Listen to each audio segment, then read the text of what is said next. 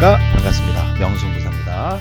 자, 10월달 증시는 또 새로운 기회가 온다. 또 포트에 대한 변경과 함께 수급이 강한 종목으로 또 승부를 해야겠죠. 자, 추석 연휴도 끝났고 악재가 거치면서 9월달 조정과 함께 10월달 새로운 하루가 시작되었는데 강한 상승으로 좀 마무리하였습니다. 자, 이런 추세가 또 연결될 수 있는가? 거기에 대해서 말씀을 좀 드려보도록 하고, 또 이번 10월달을 준비하는 장에서 또 중요한 종목들을 좀 언급을 말씀드리도록 하겠습니다.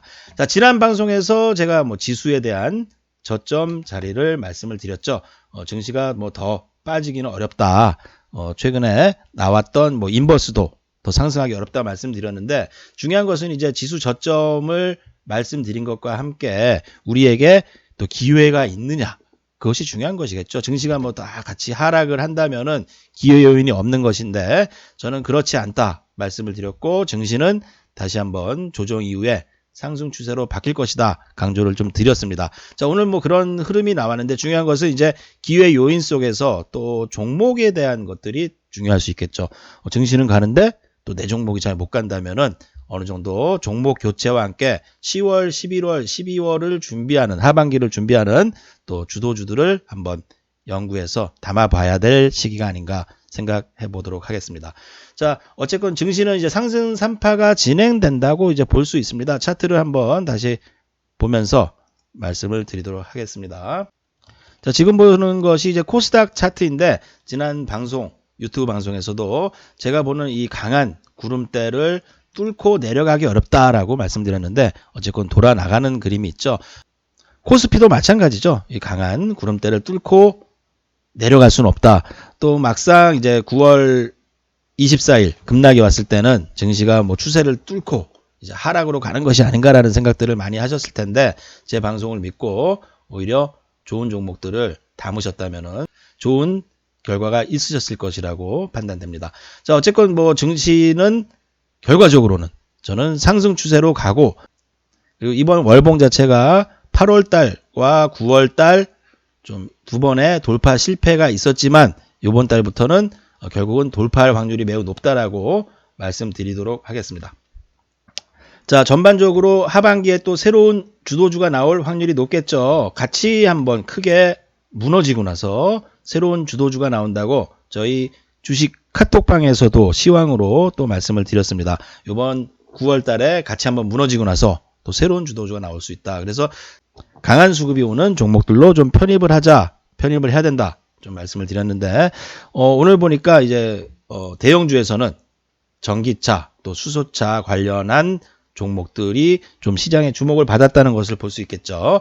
자, 완성차로는 현대차 또 기아차.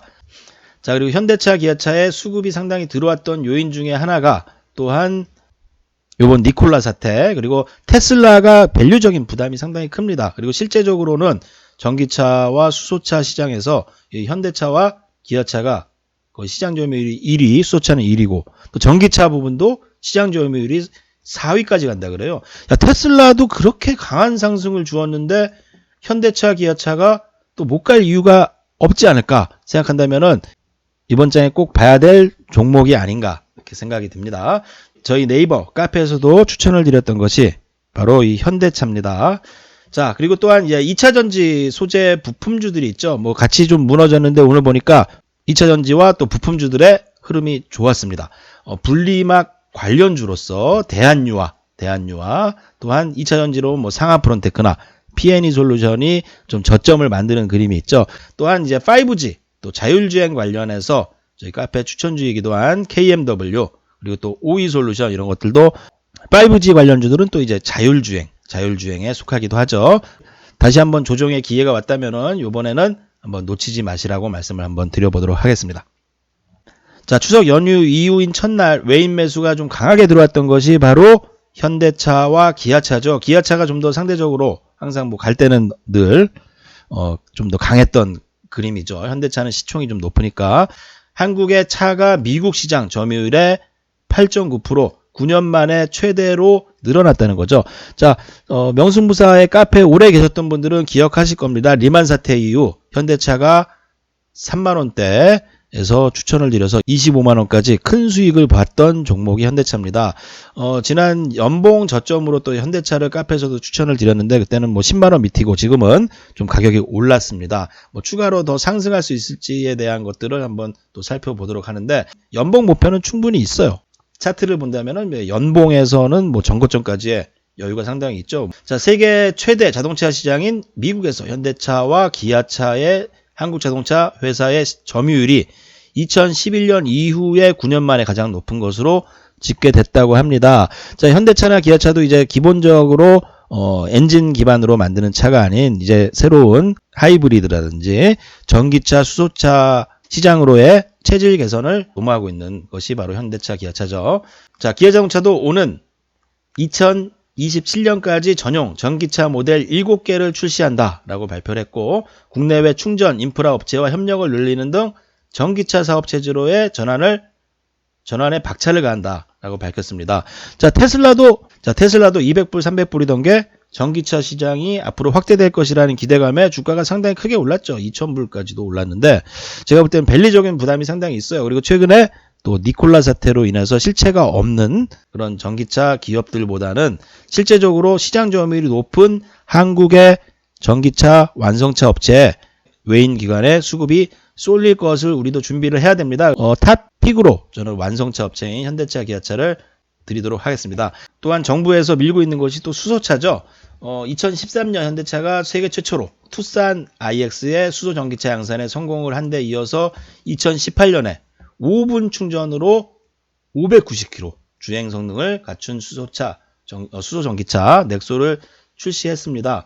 590km라는 주행거리가 이제 니콜라처럼 실차도 없이 내뱉은 게 아니라 세계적으로 까다롭게 유명한 국내 인증 기준을 통과한 성능이라는 거죠.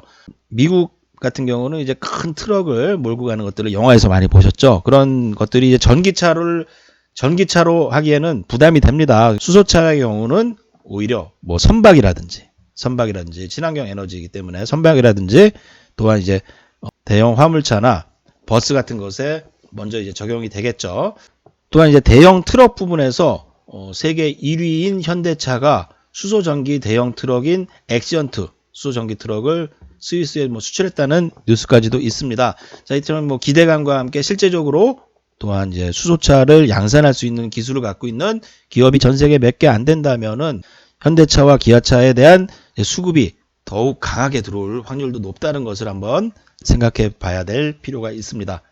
자, 니콜라와 관련된 일련의 사건들이 수소 전기 트럭 시장의 이제 유망성을 보여줬다면은 문제는 이제 시장을 누가 지배하는 것이냐인데 니콜라가 갖지 못한 실제적 기술 및 노하우를 가진 현대차가 유리할 수밖에 없는 상황이라고 판단이 됩니다. 보시면은 2006년, 7년도 조선주가 올라갈 때 현대차는 오히려 하락만 했죠. 그 이후에 미국 시장에서 점유율이 상승을 주면서 차화정이라는 주도주로 상당히 강하게 올라왔던 모습이 나왔던 것이 바로 현대차입니다. 이번에도 좀 비슷한 모습을 보여주고 있죠. 2012년 이후 주가가 조정이 상당히 강하게 들어오면서 바닥을 만든 모습이 과거 현대차가 2009년 때 못 가면서 조정을 왔던 그림하고 매우 흡사한 좀 모습을 보여주고 있는 것 같습니다. 지금 와서도 이제 매수를 해서 추가로 상승을 할 수 있을까라고 본다면은 연봉을 보시면은 어쨌건 과거 25만 원까지도 상승을 했던 종목이고 이제 급속도로 좀 회복이 되고 있는 구간으로 판단되기 때문에 보수적으로도 전고점까지의 상승은 분명히 중장기적 상승은 나올 것이라 판단이 됩니다. 자, 마찬가지로 기아차죠. 과거 미국 시장에 점유율이 들면서 강한 상승을 주었던 시기가 바로 2009년, 2010년의 차트의 모습입니다. 이번에 뭔가 이 돌파가 나오면서 대바닥을 찍고 전고점을 좀 돌파하는 흐름이 있기 때문에 중장기적으로 다시 한번 2차 상승이 나올 것을 본다면은 장기적으로는 아직도 크게 부담스러운 차트의 영역은 아니다라고 좀 판단이 되네요. 자, 현대차, 기아차, 완성차와 함께 또 현대차, 기아차가 잘 나간다면은 또 오늘 보니까 관련주로서 대한유화라는 종목이 좀 상승이 돋보였습니다. 자, 대한유화는 이제 화학주로 볼 수 있는데 또 이제 2차 전지 분리막 관련주로 시장 점유율이 상당히 높다는 것을 좀 생각해 본다면은 대한유화도 좀 부담스럽긴 하지만 단기적으로 제 차트로 볼 시에는 우주돌파 상단 부근까지인 우주돌파 상단부인 21만원까지의 단기적 매매는 충분히 유효하다 말씀드리겠고요. 제가 과거 바닥에서 말씀드리고 상승 목표치가 충분히 있다고 말씀드렸는데 차트를 보시면은 이제 뭔가 바닥을 좀 탈피하는 그런 그림이죠. 또 실적적인 면에서도 실적이 상당히 잘 나오고 있기 때문에 단기적으로도 좀 유리한 측면이 있고 중장기적으로도 뭔가 한번 전고점까지의 상승도 한번 장기적 추세를 만든다면은 기대해 볼 수 있는 종목이라고 좀 판단이 됩니다. 자, 최근에 기관 수급도 상당히 좋습니다. 또 연기금이 10% 이상 매집을 했다면은 오늘 뭐 13% 이상 상승을 주었지만 제가 볼 때 추가 상승 여력이 충분히 있는 종목이 아닌가 판단이 됩니다. 자, 지난 방송에서 말씀드렸던 진원생명과학도 45,000원까지의 상승이 있었죠. 뭐 단기적인 파동은 분명히 나왔습니다. 근데 이 대한유화는 상승 목표가 진원생명과학만큼 말씀드렸던 시기만큼 목표가 충분히 있고 게다가 연기금 수급까지 상당히 강하게 들어오면서 단기적인 등락에 크게 연연할 종목이 아니라 중장기적으로 좀 봐야 될 종목이 아닌가 생각해 봅니다. 자, 현대차, 기아차가 실적이 좋아지면서 납품을 많이 한다면 이제 관련해서 뭐 부품 업체들이 실적이 좋아질 확률이 높겠죠. 거기에 포함된 만도, 한원시스템, 만도 또한 한원시스템 같은 좀 우량한 종목들, 자동차 부품 중에서도 실적이 개선이 되고 있는 종목들의 수급이 쏠릴 확률이 높다라고 본다면은 저는 이 한원시스템 또한 만도 이런 종목들을 탑픽으로 뽑아보도록 하겠습니다. 자, 오늘은 10월달 새로운 주도주가 나온다. 거기에 대한 이제 탑픽을 좀 뽑아봤습니다. 본다면은 현대차, 기아차 관련 완성차와 함께 단기적으로 대한유화 2차전지 분리막 관련주 또한 2차전지 관련주로 2차전지 관련이면서도 또 자율주행에서 5G 쪽이 있겠죠. 5G 쪽은 지난 방송에서도 짚어드렸으니까 그 영상을 보시고 참조하시면 되겠고요.